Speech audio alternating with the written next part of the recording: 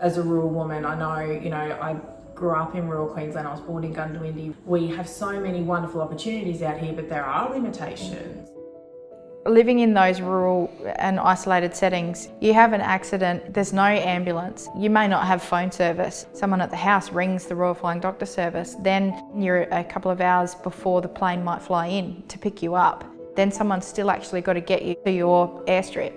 It's frightening. Sometimes we have an 8-hour round trip to Brisbane just to do a 45-minute appointment. I don't find it living remotely a deterrent for my health because I'm well and I had my babies locally, but I see it in my nursing career. People will find that isolation a barrier. And certainly accessing that kind of specialist care, which can be limiting, but they're trying to do more telehealth services so people aren't having to travel. The travel itself can be an absolute barrier for people's health.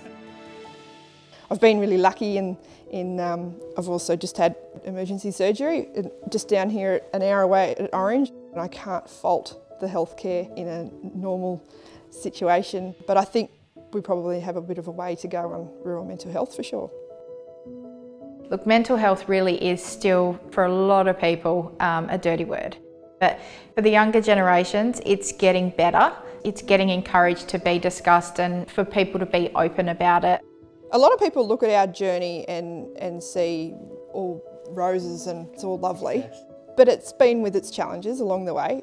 I'm really well now, but there was certainly a time where I wasn't. I think that's a time when rural mental health services and the lack of probably shone to me.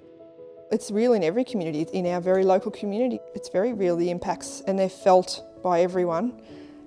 Definitely among men, the conversation's being had now, more so than only 3 years ago before the drought. I think we've all learnt a lot about the value in having a conversation that we were too scared to have previously.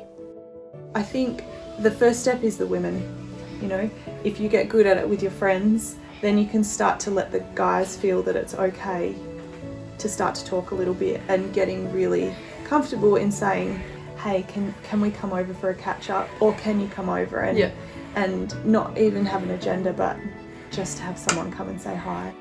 And that's what I've noticed during the COVID times is everyone is missing that connection, and conversations that were probably normally a 10-minute phone call about business is now turning into a 45-minute phone call because you just miss speaking to someone and you actually find out more about their life as well because you're just having a genuine conversation. People appreciate that because you're not seeing anyone, we're not doing anything. So, it's that sense of, oh, well, someone's interested in what I'm up to and now let's talk about what's going on in the business.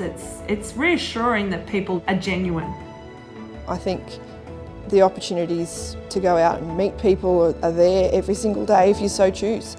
And if not in person, then online. Yeah, I don't feel isolated living where we live at all.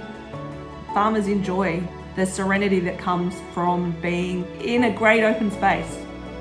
And we might look after this land for a very small part of time.